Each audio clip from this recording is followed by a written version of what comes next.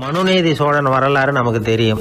அது மாதிரி நீதி தவறாத ஆட்சியாளர்கள் பல பேர் இருந்திருக்கிறாங்க இந்த உலகத்துல. ஹசரத் உமர் பின் கத்தாப் அப்படின்னு ஒருத்தர், இஸ்லாத்தின் 2வது கலீஃபா இவர். அவருடைய ஆட்சி காலத்துல நடந்த ஒரு நிகழ்ச்சி. இந்த மன்னருக்கு ஒரு மகன், அவர் பேரு அபு ஷஹ்மா.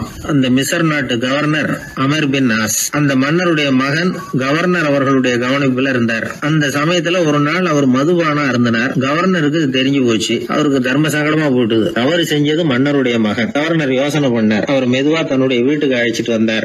அதிகமா அவரை கஷ்டப்படுத்தாம ஒரு சின்ன தண்டனை கொடுத்து பிரச்சனையை தீர்த்துட்டார். ஏதோ பேருக்கு ஒரு தண்டனை, அவ்வளவுதான். இது நடந்து கொஞ்ச நாள் கழிச்சு மன்னருக்கு இந்த விஷயம் தெரிஞ்சு போச்சு. தன்னுடைய மகன்கிறதுனால கவர்னர் லேசான தண்டனையோட விட்டுட்டார் அப்படிங்கறத புரிஞ்சுக்கிட்டார். உடனே கவர்னருக்கு தகவல் அனுப்பினார். அமர் பின் ஆஸ் அவர்களே, என்னுடைய மகன் மதுபானம் அருந்தி இருக்கிறான். அது உங்களுக்கு தெரிஞ்ச உடனே தண்டனை கொடுத்திருக்கிறீங்க. கலீஃபாவின் மகன்கிற காரணத்தினால குறைவான தண்டனையை கொடுத்ததாக கேள்விப்படுறேன். இது ஷரியத்தின்படி மாபெரும் குற்றம். உங்களுடைய நடத்தையும் மன்னிக்க கூடியதல்ல. இந்த கடிதம் கண்ட உடனே மகன் அபு ஷஹ்மாவை மதீனாவுக்கு அனுப்பி வைக்க வேண்டியது அப்படின்னு கடிதம் எழுதினார். அதை பார்த்தார் கவர்னர். உடனே கலீஃபாவின் மகனை மதீனாவுக்கு அனுப்பி வச்சார். மன்னர் முன்னாடி நீதி விசாரணை நடக்குது. தன்னுடைய மகனுக்கு சவுக்கடி வழங்கும்படியா உத்தரவிடுறார் ஹசரத் உமர் பின் கத்தாப். தண்டனை நிறைவேற்றப்பட்டது. கூடியிருந்தவர்கள்லாம் ஐயா கொஞ்சம் கருணை காட்டுங்க அப்படின்னு சொல்லி மன்னர்கிட்ட வேண்டிக்கிட்டாங்களாம். இந்த வேண்டுகோளை மன்னர் ஏத்துக்கல. நீதியின் முன்னால் தந்தை மகன் அன்பு நேசம் உறவு இந்த முறைகளை எல்லாம் கவனிக்க முடியாது. குற்றம் செஞ்சவர் தண்டிக்கப்பட வேண்டியவர், அவர் யாரா இருந்தாலும் சரி அப்படின்னாராம். எல்லா ஆட்சியாளர்களுமே கவனிக்க வேண்டிய ஒரு செய்தி இது. அவர் ஒரு நாள் தன்னுடைய அரசாங்க கணக்கு வழக்குகளை பார்த்துட்டு இருக்கிறார். அந்த சமயத்துல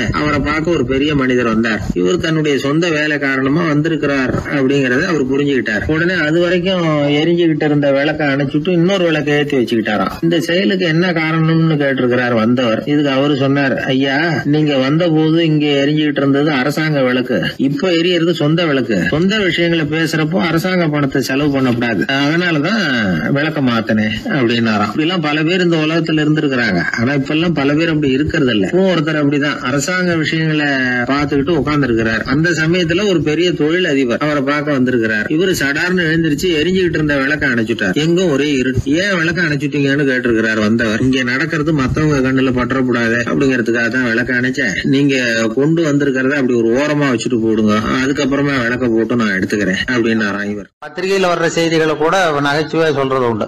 அதாவது அதை நேரடியா சொன்னா வானொலியில அனுமதிக்க மாட்டாங்க சில விஷயங்களை. அது சின்னாருக்கு கௌரவ குறைச்சல். அது வேடிக்கை கலந்து நகைச்சுவோடு சொல்லும் பொழுது அதை அனுமதிச்சிருவாங்க. அப்ப அந்த விசாரணை கமிஷன் அது நிறைய நடந்துகிட்டு இருந்தது. டெல்லியில இருந்து அமலாக்க பிரிவு அதிகாரிகள்லாம் வராங்க போறாங்கன்னு பத்திரிகையில அமர்க்கலப்பட்ட இடம். அந்த நேரம் நான் ஒரு ரேடியோவில் ஒரு செய்தியை தயார் பண்றோம். அப்ப என்ன பண்ணேன்னா, இது மாதிரி அந்த பத்திரிகை செய்தியை வச்சுக்கிட்டே ஒரு செய்தி சொன்னோம், இன்னொரு தகவல் சொல்லி. என்னன்னா, ஒருத்தன் தமிழ்நாட்டுல ஒரு ஆள், அவன் திடீர்னு கோடீஸ்வரன் ஆயிட்டான். நேற்று வரைக்கும் சாதாரணமா இருந்தாள், இன்னைக்கு கோடீஸ்வரன் ஆயிட்டான். டெல்லியில இருந்து 2 அதிகாரிகள் வராங்க. எப்படி அவன் பணம் சேர்த்தான்னு கண்டுபிடிக்கிறதுக்கு அவனை கூப்பிட்டு 2 அதிகாரிகளும் எப்படிடா பணம் சேர்த்த? நான் ஒன்னும் தப்பான வழியில பணம் சேர்க்கல சார், நான் பந்தயம் கட்டியே பணக்காரன் ஆயிட்டேன். பந்தயம் கட்டியே எப்படிடா பணக்காரன் ஆக முடியும் அப்படின்னா, நீங்க நம்புங்க சார், நான் பந்தயம் கட்டி தான் பணக்காரன், தப்பான வழியில சேரல சார். பந்தயம் கட்டி எப்படா கோடீஸ்வரன் அப்படின்னா, நாங்க நம்ப முடியாதுன்றான் விசாரிக்க வந்தவன். அப்படின்னா உங்ககிட்டே ஒரு பந்தயம் கட்டட்டுமான்றான் விசாரிக்க வந்தவன்ட்டியே. என்னடா பந்தயம் அப்படின்னா, ஒண்ணுமில்ல சார், இது என் கண்ணு, இது என் பல்லு, என் கண்ணை என் பல்லாலேயே கடிக்கிறேன், எவ்வளவு பந்தயம். விசாரிக்க வந்தா 100 ரூபாய் எடுத்து வச்சான், இதை ப்ரூவ் பண்றான்னு. அப்படியே கண்ணை எடுத்துட்டான். அது பளிங்கு கண்ணு, ஏற்கனவே ஒரு கண்ணு பளிங்கு கண்ணு வச்சுதான் எடுத்து கடிச்சு விட்டான். இது விசாரிக்க வந்தாலும் 100 ரூபாய் விட்டுட்டு நிக்கிறான். எப்படி பணம் சேர்த்தான்னு வந்தவன். உடனே இன்னொருத்தன், இவன்ட்ட என்னடா பேச்சு கொடுக்காரா, நம்ம பணம் தான் அங்க போயிட்டு இருக்கு, உனக்கு விசாரிக்க தெரியல, போடா நான் விசாரிக்கிறேன்னு அடுத்த வந்தான். அது நீ ஒழுங்கா சொல்றேன், எப்படிடா பணம் சேர்த்த சார், நீங்க கொஞ்சம் புத்திசாலியா தெரியுது அவரை விட, நீங்களாவது நம்புங்க சார், பந்தயம் கட்டி தான் பணம் சேர்த்தேன், நான் நம்ப முடியாது அப்படின்னா உங்ககிட்ட இன்னொரு பந்தயம் கட்டட்டுமா அப்படின்றான். வேண்டாம், அவனை ஏமாத்தி விட்டேன் ஆள வேண்டான்றான். இல்ல சார், அவரு ஏமாந்தது பொய் கண்ணு, பளிங்கு கண்ணுன்னு தெரியாது, ஏமாந்துட்டார். இப்போ உங்ககிட்ட பந்தயம் கட்டது நெஜம் கண்ணு, இந்த பக்கம் பளிங்கு கண்ணு கிடையாது, நெஜம் கண்ணு, இதை பல்லால கடிக்கிறேன் அப்படின்னா அவன் ஒரு 100 ரூபாய் எடுத்து வச்சான். இவன் அப்படியே பல்செட்டை கட்டினான் தனியா, அப்படியே கட்டி கடிச்சு விட்டான். அதே விட்டுட்டான். இவன் உடனே 2 பேரும், இவன்கிட்ட பேச பேச நம்ம பணம் தான் அவன்கிட்ட போயிட்டு இருக்கு, இவன் எப்படி பணம் சேர்த்தான்னு கண்டுபிடிக்கிறதுக்கு டெல்லியில இருந்து வந்திருக்கோம், மேற்கொண்டு பேசாத, பேச பேச பந்தயம் கட்டுவான். திரும்பி போறதுக்கு ரயிலுக்கு டிக்கெட்டு சரியா இருக்கா பாடுறான்றான். அவன் கரெக்டா எண்ணி பார்த்து கரெக்டா இருக்குப்பா, மேற்கொண்டு பேசாத, அவன்கிட்ட நம்ம போயிடுவோம், போய் நம்ம அதிகாரிகிட்ட சொல்லிடுவோம்னு சொல்லி போயிட்டு வரேன் சார் அப்படின்னு சொல்லிட்டு மரியாதை போயிட்டாங்க. போய் டெல்லியில பெரிய அதிகாரிகிட்ட போய், சார் அவன்கிட்ட விசாரிச்சு பார்த்தோம் சார், தமிழ்நாட்டுல பந்தயம் கட்டி தான் பணம் சேர்த்தேன்னு சாதிக்கிறான், எங்ககிட்ட ஒரு 200 ரூபாய் வாங்கிட்டான் சார் அப்படின்னு அவருக்கு கோவம் வந்துட்டுது. இந்தியாவுக்கே தலைமை அதிகாரி, இதுக்காகவாடா நீங்க இருக்கீங்க?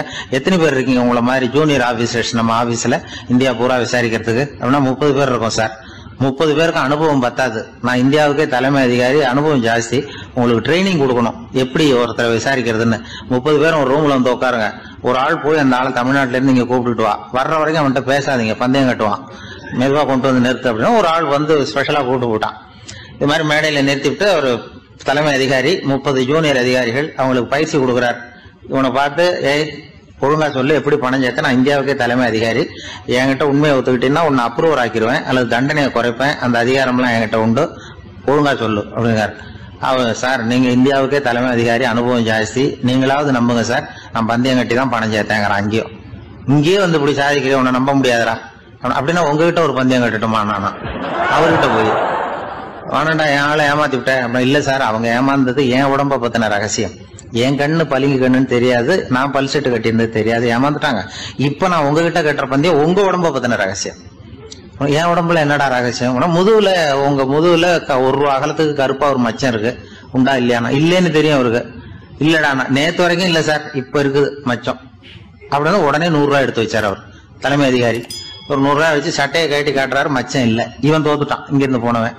உடனே 200 ரூபாய் எடுத்து வச்சுக்கிட்டு, தோழர்களே இப்படிதான் ஒருத்தரை விசாரிக்கணும், என்கிட்ட இவன் ஏமாந்துட்டான் பாருங்க, துருவி துருவி விசாரிக்கிறதுன்னு சொல்றாங்களே இதுதான் அப்படின்னு விளக்கம் கொடுத்தார். அப்போ இவன் மெதுவா ஆரம்பிச்சானா, சார் இந்த பந்தயத்துல உங்களுக்கு 200 ரூபாய் லாபம், ஆனா இதே பந்தயத்துல எனக்கு 2900 ரூபாய் லாபம் சார் அப்படின்றான். என்னடா பண்ண அப்படின்னு கேட்டிருக்காரு. உங்களுக்கு தெரியாம இந்த 30 பேர்கிட்டையும் தனித்தனியா ஒரு பந்தயம் கட்டியிருக்கேன். 30 பேர்கிட்ட என்னடா பந்தயம் கட்டினேன்? ஒண்ணும் இல்ல சார், உங்க எல்லாரும் முன்னாடியும் உங்க மேல் அதிகாரியை சட்டையை கேட்ட வைக்கிறேன், உங்களுக்கு பந்தயம் கட்டினேன். போயிட்டு பூரா எனக்கு 2900 ரூபாய் லாபம். அவரு பார்த்தா அதிர்ச்சி ஆயிட்டாரு. தலைமை, சார் நீங்க போங்க சார் அப்படின்னு சொல்லி ஒரு ஆளை கொண்டு போய், சாரை கொண்டு போய் மரியாதையா பக்கத்து ரூம்ல விட்டாங்க. இனிமே அவர்கிட்ட யாரும் பேசாதீங்க வாங்கன்னு சொல்லிவிட்டு, அதுக்கப்புறம் தோழர்களே, இவர் பேச ஆரம்பிச்சார், தோழர்களே இனிமே யாரும் தமிழ்நாட்டு பக்கம் விசாரிக்க போகாதீங்க, நீங்க யாராவது போறதுன்னா மத்திய பிரதேசம், உத்தரப்பிரதேசம், இப்படி எத்தனையோ பிரதேசம் போயிட்டு வாங்க, தமிழ்நாட்டுக்கு மட்டும் போகாதீங்க, ஏன்னா அங்க போனா நம்ம பணத்துக்கு ஆபத்து வந்துருது அப்படின்னு சொன்னாருன்னு. இந்த கதையை ரேடியோல சொன்னேன். இந்த கதையை உண்மை சம்பவமா சொன்னா அனுமதிச்சிருக்க மாட்டாங்க. இந்த நகைச்சுவைக்கு உள்ள மரியாதை என்னன்னா, அது ஒரு கதை மாதிரி உண்டு பண்ணி இப்படி சொன்னதும், இதுல என்ன என்னுடைய விசேஷம்னா, இந்த ஸ்கிரிப்ட வாங்கிட்டு வர சொல்லி மந்திரியினுடைய பிஏ வந்தார். ஒரு மந்திரி அப்ப இருந்தவர், அவர் பிஏ அடிக்கடி வருவார். வந்து இந்த நேத்து முந்தா நாள் ரேடியோல சொன்ன அந்த இன்னொரு தகவல் காப்பி ஒண்ணு வாங்கிட்டு வா அப்படி இப்படின்னு கூப்பிடுவார். மேடையில பேசுறதுக்கு எங்களுக்கு தேவை, உபயோகப்படும்னு கேட்பார். அவரு இந்த நிகழ்ச்சி வந்தப்போ உடனே அன்னைக்கு வந்துட்டார் அந்த பிஏ. இன்னைக்கு காலையில சொன்னீங்களே சார், மந்திரி கேட்கிறாரு மேடையில பேசுறதுக்கு அப்படின்னு. நான் அப்பதான் ஆச்சரியப்பட்டேன், பாருங்க இந்த நகைச்சுவைக்கு உள்ள மரியாதை. அவரே கேட்கிறார், சொல்லப்பட்டதே அவரை பத்தி தாங்கிறது தெரியாம அவரே எப்படி சொல்ல, அதுதான் சிரிப்புக்குள்ள மரியாதைங்கிறது. அது யாரை பத்தி சொல்றோமோ அவருக்கு தெரியாம கூட சொல்லலாம் அதை. அப்படி இது உண்மையில நடந்த சம்பவம். அந்த அமைச்சர் இப்ப இல்ல, உயிரோட எல்லாம் இப்ப இருந்து வாங்கிட்டு இருந்தார். ஒரு சன்னியாசி, அவரு ஒரு நாள் ஒரு கனவு கண்டாராம். அந்த கனவுல அவர் சொர்க்கத்துக்கு போறார். அங்க ஒரு பெரிய திருவிழா நடந்துகிட்டு இருக்குது. எங்க பார்த்தாலும் அலங்கார வளைவுகள், வண்ணமயமான விளக்குகள், பாதைகள் பூரா மலர்கள், எல்லா கட்டடங்களும் ஒளிமயம். அவ்வளவு கோலாகலமா பிரம்மாண்டமா அந்த திருவிழா நடந்துகிட்டு இருக்குது. அது என்ன திருவிழாங்கிறது இந்த சன்னியாசிக்கு புரியல. அங்க எதிரில் வந்துகிட்டு இருந்த ஒருத்தரை நிறுத்தி, என்ன விசேஷம் இங்க அப்படின்னு விசாரிச்சாராம். உனக்கு தெரியாத விஷயம், இன்னைக்கு இறைவனுக்கு பிறந்த நாள், அதை தான் எல்லாரும் சேர்ந்து கொண்டாடுறோம். இதுக்காக பிரம்மாண்டமான ஊர்வலம் ஒன்று வரப்போகுது, இறைவனே அந்த ஊர்வலத்தில் கலந்துக்கிறார் அப்படின்னார் அவர். உடனே அந்த சன்னியாசி ஒரு மரத்து நிழலில் ஒதுங்கி நின்றுக்கிட்டார். ஊர்வலம் வந்துக்கிட்டு இருக்குது. முதல்ல ஒரு குதிரை வந்துக்கிட்டு இருக்கு, அது மேலே ஒருத்தர் உட்காந்துருக்கிறார். அவருக்கு பின்னாடி நிறைய பேர் கூட்டமாக வந்துக்கிட்டு இருக்கிறாங்க. இவ்வளவு கூட்டம் இவர் பின்னாடி வருதே, யார் இவர் அப்படின்னு கேட்டார். ஒரு மதத்தின் பெயரை சொல்லி, இவர் அந்த மதத்தின் தலைவர், அவரை பின்பற்றுகிற மக்கள் கூட்டம் பின்னாடி வந்துகிட்டு இருக்குது அப்படின்னு விவரம் சொல்லியிருக்கிறாங்க.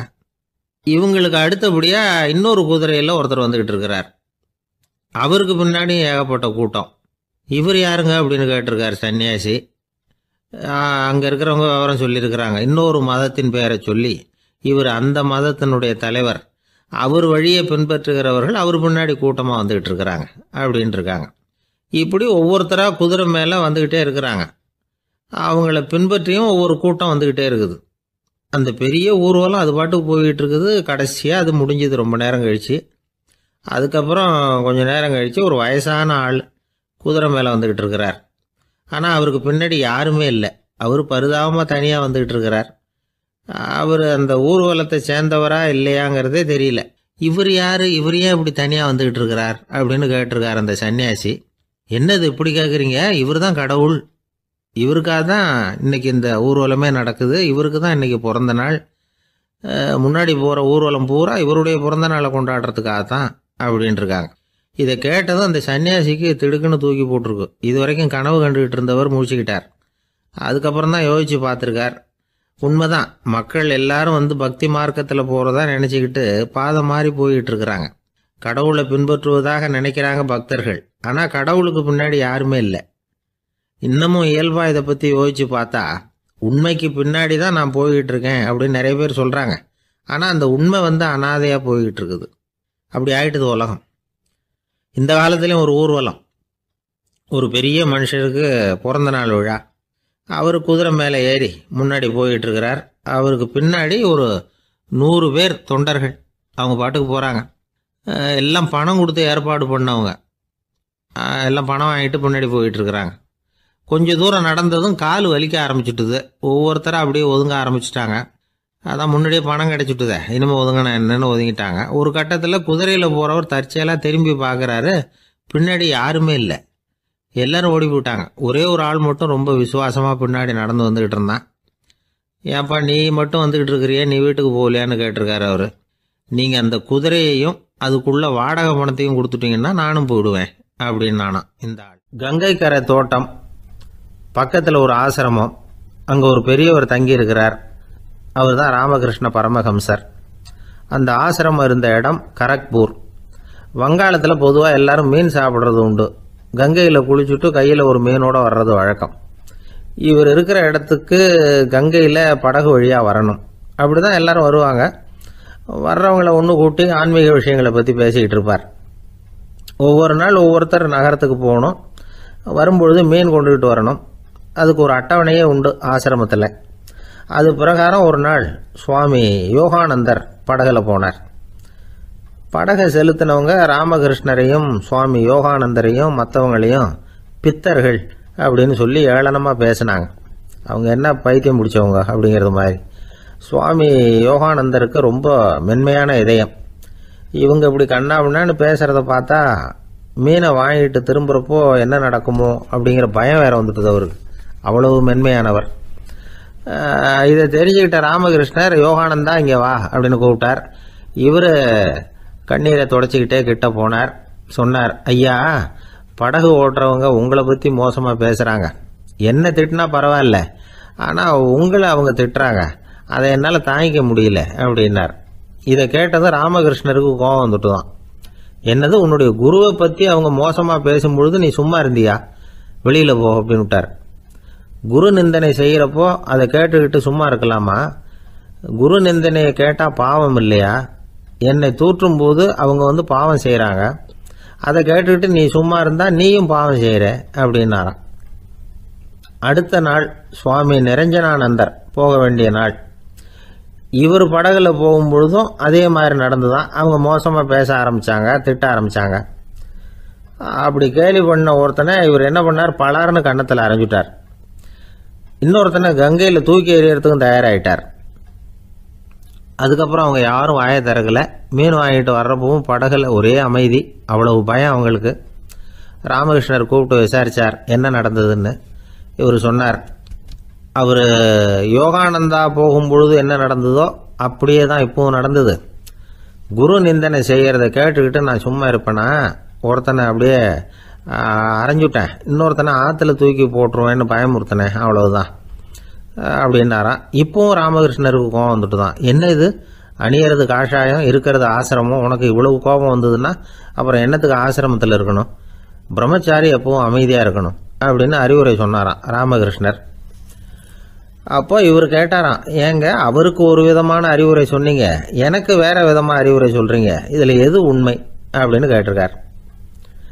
இதுக்கு ராமகிருஷ்ணர் சொன்ன பதில் என்னன்னா, அட அசடே, சக்கரத்தில் காற்று அதிகமாக இருந்தால் குறைக்கணும், குறைச்சலாக இருந்தால் கூட்டணும். அவன் சாது, அவனுக்கு அதிக உணர்ச்சி தேவை, உனக்கு படபடப்பு அதிகம், உனக்கு பொறுமை தேவை அப்படின்னாராம். இதில் உள்ள கருத்து என்னன்னா, கல்விங்கிறது எப்படின்னா அதை சூழ்நிலைக்கு தகுந்த மாதிரி கற்பிக்கணும். எல்லாருக்கும் ஒரே மாதிரி கற்பிக்கக்கூடாது.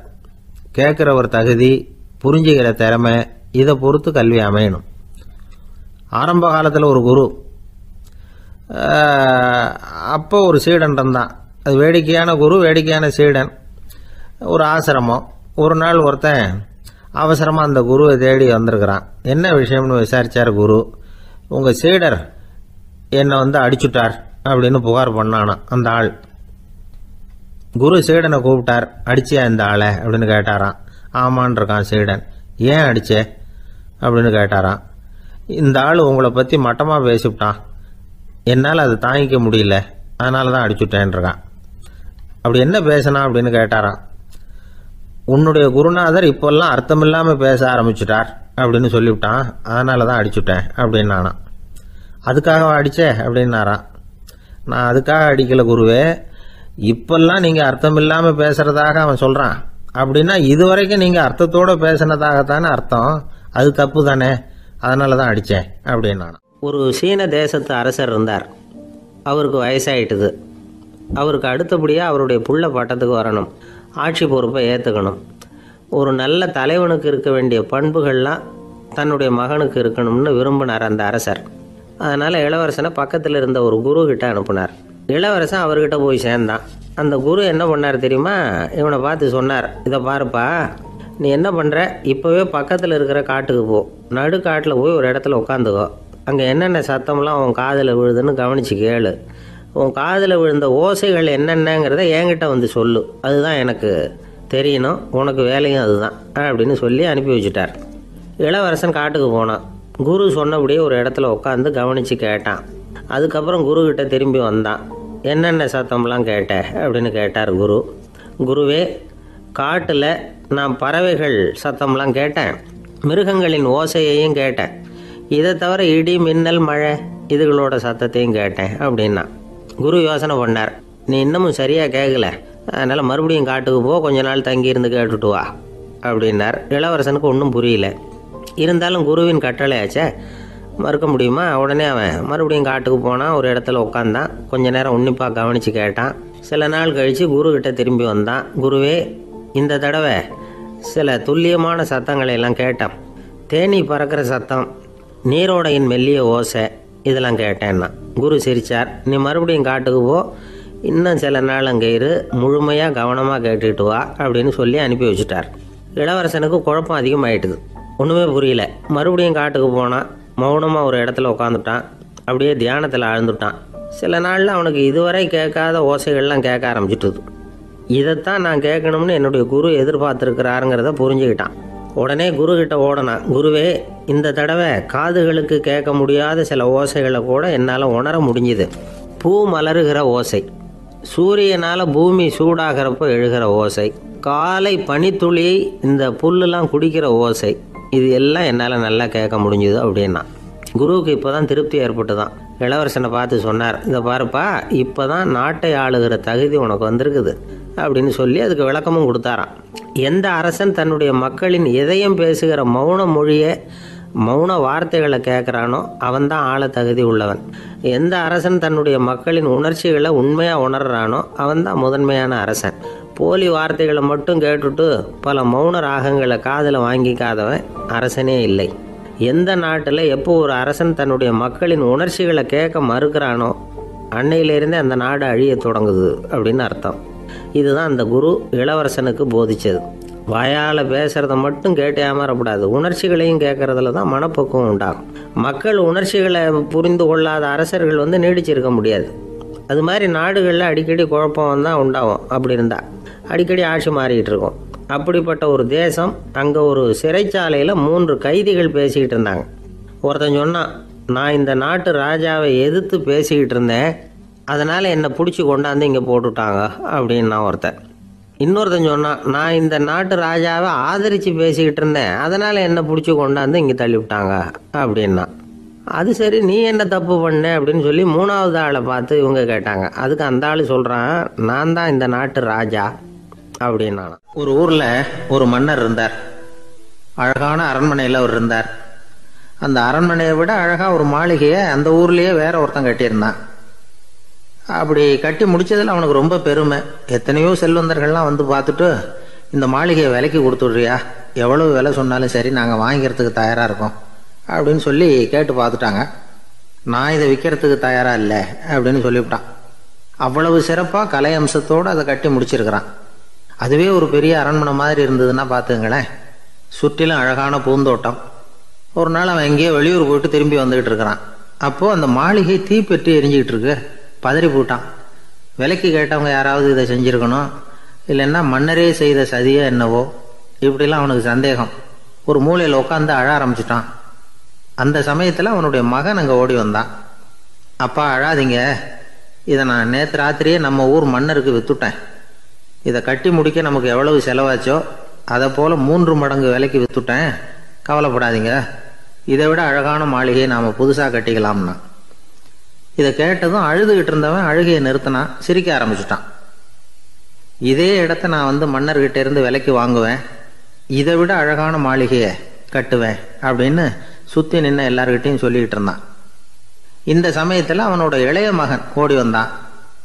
அப்பா, அண்ணன் சொன்னதெல்லாம் சரிதான், மன்னர்கிட்ட விலை பேசினதெல்லாம் உண்மைதான், ஆனால் விற்றது பேச்சு அளவில் தான். இனிமே தான் பத்திரம் வாங்கணும், எழுதணும், நீங்கள் கையெழுத்து போடணும், பதிவு பண்ணணும், மன்னர்கிட்ட பணம் வாங்கணும், அதுக்காகத்தான் உங்களை எதிர்பார்த்துக்கிட்டு இருந்தோம், அதுக்குள்ளே இப்படி ஆயிட்டுதுன்னா. இப்போ சிரிச்சுக்கிட்டு இருந்தாவன் சிரிப்பை நிறுத்தினான். மறுபடியும் குழந்தை மாதிரி அழ ஆரம்பிச்சிட்டான். இது ஒரு சம்பவம். இதிலிருந்து என்ன தெரியுது? அந்த அழகான மாளிகை தன்னுடையது அப்படின்னு நினைக்கும் பொழுது அவனுக்கு அழுகை வந்தது. அது தன்னுடையது இல்லை அப்படின்னு நினைக்கிற போது சிரிப்பு வந்தது. மறுபடியும் அது தன்னுடையது தான் அப்படிங்கிற உணர்வு வரும்பொழுது அழுகை. எது எதிலிருந்து நீ நீங்கி இருக்கிறாயோ அது அதிலிருந்து உனக்கு துன்பம் இல்லை அப்படிங்கிறார் திருவள்ளுவர்.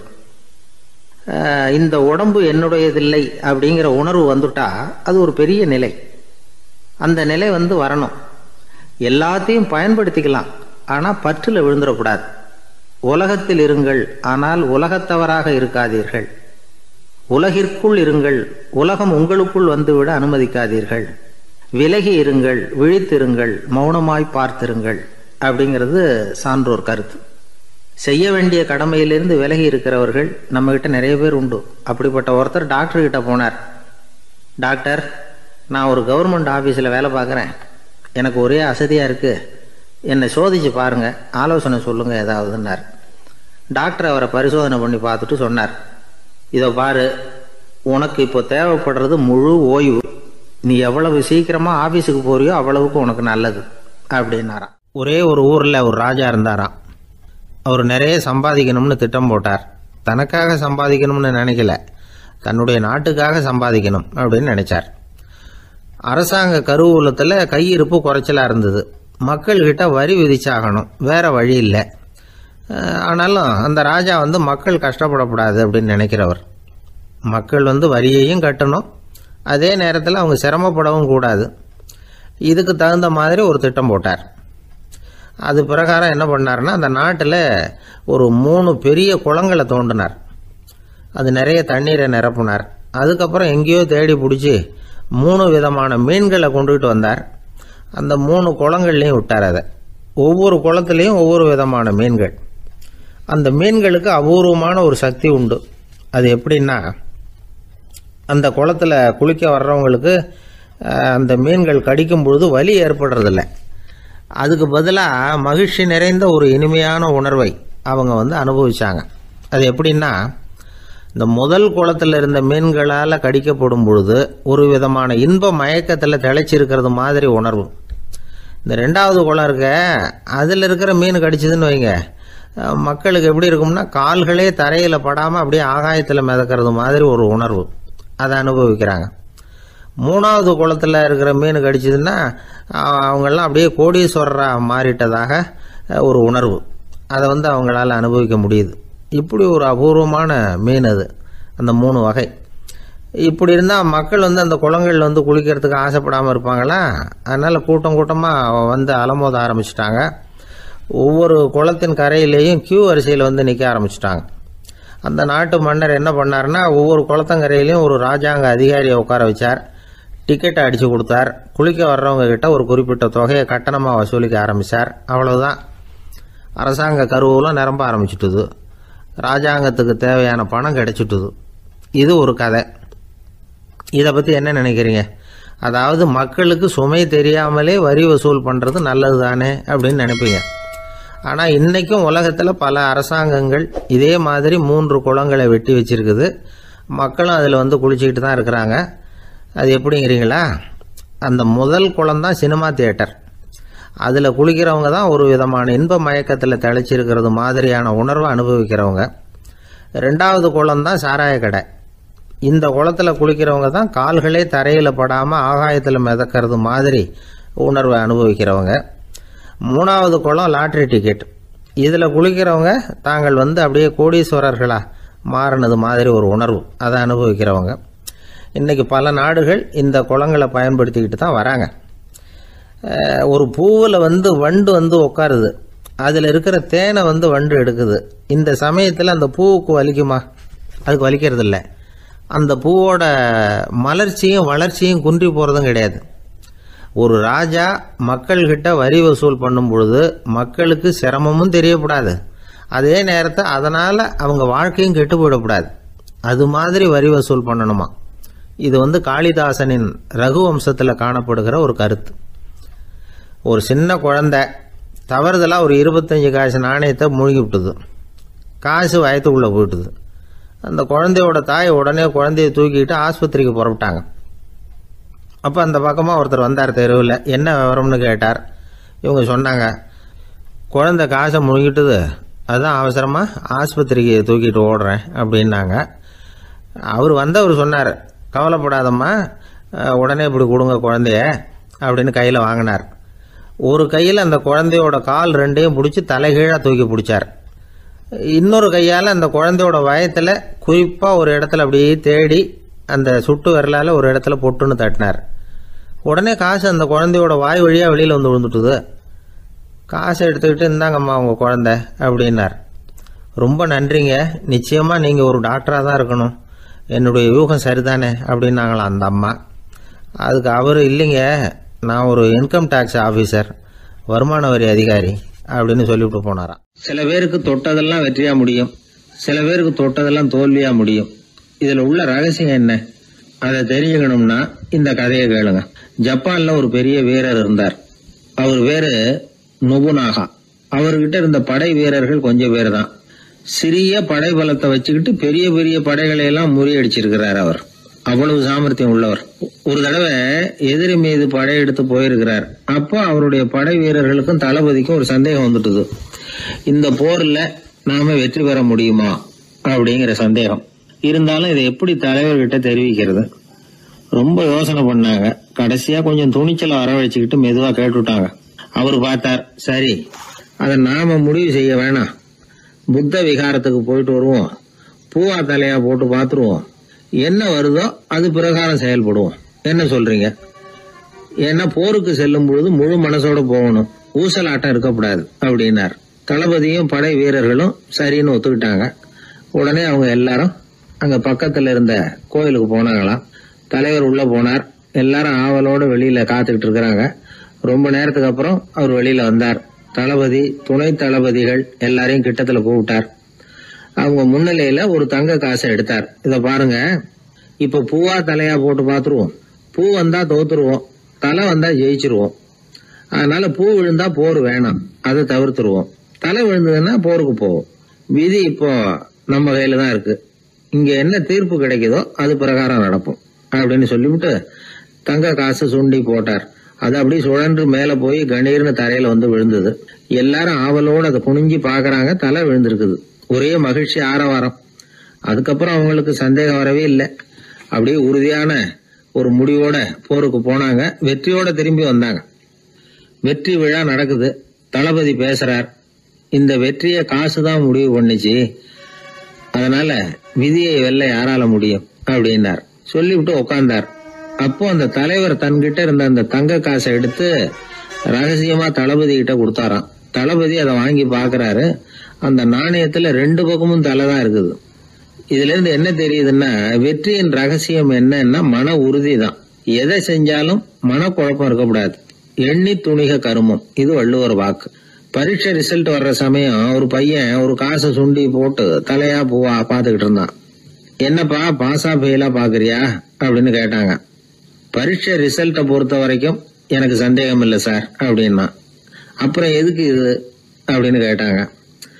ரிசல்ட் வந்த பிறகு எங்க அப்பா என்னை திட்டுறதோட விட்டுருவாரா இல்ல அடிப்பாரா அப்படிங்கறத தெரிஞ்சுக்கிறதுக்காக இது அப்படின்னு. ஒரு திருடன் ஒரு வீட்டுல போய் திருடணும்னு திட்டம் போட்டான். இருட்டுனதும் போய் திருடணும். ஆனா ராத்திரி ஆனா வாசல் கதவை சாத்தி உள்பக்கம் தாழ்பால் போட்டுருவாங்களே, என்ன பண்றது, எப்படி வீட்டுக்குள்ள போறது? இவன் யோசனை பண்ண ஒரு முடிவுக்கு வந்தான். சரி, பகல் நேரத்திலேயே யாருக்கும் தெரியாம அந்த வீட்டுக்குள்ள நுழைஞ்சிருவோம், அங்க போய் எங்கேயாவது ஒளிஞ்சுக்குவோம், இருட்டுற வரைக்கும் பேசாம இருப்போம், ராத்திரி எல்லாரும் தூங்கினதுக்கு அப்புறம் நைஸா போய் பீரோவை திறந்து இருக்கிறது பூரா எடுத்துக்கிட்டு ஓடியாந்துடலாம் அப்படின்னு திட்டம் போட்டான். அதே மாதிரி ஒரு நாள் மத்தியானத்துக்கு மேல அந்த வீட்டுக்காரன் எங்கேயோ வெளியில புறப்பட்டு போனான். வீட்டுக்கார அம்மா அடுப்பங்கரையில என்னவோ சமைச்சுக்கிட்டு இருந்தாங்க. திருடன் பார்த்தான். இதுதான் சமயம்னு அந்த வீட்டுக்குள்ள மெதுவா நுழைஞ்சிட்டான். எங்க ஒளியலாம்னு பார்த்தா வலது பக்கம் ஒரு ரூம் இருந்தது. அங்க போனான். அங்க ஒரு படுக்கை அறை, அங்க ஒரு பெரிய கட்டில் இருந்தது. அதுக்கு அடியில போய் பதுங்கிட்டான். இருட்டுனது நம்ம வேலையை ஆரம்பிக்கலாம், அது வரைக்கும் பொறுமையா இருக்கணும் அப்படின்னு சொல்லி பேசாம வாயை மூடிட்டு கம்முன்னு இருக்கிறான். ரொம்ப நேரம் கழிச்சு வெளியில போயிருந்த வீட்டுக்காரன் திரும்பி வந்தான். சாப்பிட்டான். லைட்டை நிறுத்தி விட்டு படுத்துட்டான். அந்த அம்மாவும் வேலையெல்லாம் முடிச்சுட்டு வந்து படுத்துட்டாங்க. நடு ராத்திரி. விடி விளக்கு லேசா எரிஞ்சுக்கிட்டு இருக்கு. வீட்டுக்காரன் லேசா கண்ணை முழிச்சான். கட்லுக்கு நேரா எதிரில ஒரு கண்ணாடி. அதுல பாக்குறான், கட்லுக்கு கீழே ஒரு திருடன் ஒளிஞ்சு இருக்கிறது தெரிஞ்சு போச்சு. உடனே அவன் திருடன் திருடன்னு சத்தம் போடல, யோசனை பண்ணான். மேஜையில இருக்கிற கத்தி எடுத்து கையில வச்சுக்குவோமா அப்படின்னு யோசனை பண்ணான். இந்த சந்தர்ப்பத்துல கத்தியை உபயோகப்படுத்துறதை விட புத்தியை உபயோகப்படுத்துறது தான் சாமர்த்தியம் அப்படின்னு நினைச்சான். உடனே அது பிரகாரம் செயல்பட ஆரம்பிச்சிட்டான். என்ன பண்ணான் தெரியுமா? எதையும் வெளியில காட்டிக்காம ரொம்ப சர்வசாதாரணமா தன்னுடைய மனைவி கிட்ட பேச ஆரம்பிச்சான். மனைவியும் புத்திசாலி, அதனால அவங்களுக்கு தெரியும். அவங்களும் வீட்டுக்காரர் கேட்ட கேள்விக்கு பொருத்தமா பதில் சொல்ல ஆரம்பிச்சாங்க. இவன் கேட்டான், இத பாரு, நமக்கு குழந்தை பிறந்தா அதுக்கு கிருஷ்ணமூர்த்தின்னு தான் பேர் வைக்கணும் அப்படின்னா. அதெல்லாம் முடியாது. ஆம்பளை பிள்ளையா இருந்தா ஏகாம்பரம், பொம்பளை பிள்ளையா இருந்தா பங்கஜவல்லி, இதுதான் அவங்க மாமனார் மாமியார் பேர், அதுதான் வைக்கணும் அப்படின்னாங்க அந்த அம்மா. அதெல்லாம் முடியாது, நான் முடிவு பண்ணிவிட்டேன் கிருஷ்ணமூர்த்தின்னு கத்தனா அவன். இல்ல ஏகாம்பரம் பங்கஜவல்லின்றது இந்த அம்மா. வாதம் முத்தி போச்சு. கிருஷ்ணமூர்த்தி கிருஷ்ணமூர்த்தி கிருஷ்ணமூர்த்தின்னா அவன். ஏகாம்பரம் பங்கஜவல்லி ஏகாம்பரம் பங்கஜவல்லின்னு இவங்க கத்துறாங்க. ஒரே சத்தமா போச்சு. இத கேட்டதும் பக்கத்து வீட்டுல இருந்தவங்க, எழுத்த வீட்டுல இருந்தவங்க எல்லாம் எழுந்திரிச்சு ஓடி வந்து இவங்க வீட்டு கதவை தட்ட ஆரம்பிச்சுட்டாங்க. தட தடன்னு. இவன் சாவகாசமா எழுந்திரிச்சு போய் கதவை திறந்தான். என்னங்க இந்த ராத்திரி வேலையில எங்களை எல்லாம் ஏன் கூப்பிட்டீங்க, யாருக்கு என்னாச்சு அப்படின்னு கேட்டாங்க. கேட்டது யாருன்னா பக்கத்து வீட்டு கிருஷ்ணமூர்த்தி, எழுத்த வீட்டு ஏகாம்பரம் பங்கஜவல்லி எல்லாரும். அடடே, உங்களை கூப்பிடலீங்க, குழந்தைக்கு பேர் வைக்கிறது சம்பந்தமா எங்களுக்குள்ள சண்டை வந்துட்டுது, அதுதான் விஷயம். வேணும்னா இதை கட்டிலுக்கு அடியில ஒளிஞ்சிட்டு இருக்கிறானே ஒருத்தன், அவனை கூட கேட்டு பாருங்க, அவன் தான் இதுக்கு சாட்சி அப்படிங்கிறான் அந்த ஆளு. உடனே எல்லாரும் விஷயத்தை புரிஞ்சுக்கிட்டு திருடனை பிடிச்சி போலீஸ்ல ஒப்படைச்சிட்டாங்களாம். நெருக்கடியான நேரங்கள்ல பதறாம புத்திசாலித்தனமா செயல்படணுங்கிறத தெரிஞ்சுக்கிறதுக்காக இந்த கதை. புத்திசாலித்தனமா செயல்படுற ஒரு குடும்ப தலைவி இருக்காங்க. அவங்க என்ன செய்வாங்க தெரியுமா? எல்லாரும் ராத்திரியானா வீட்டை உள்பக்கமா பூட்டி விட்டு தானே படுப்பாங்க.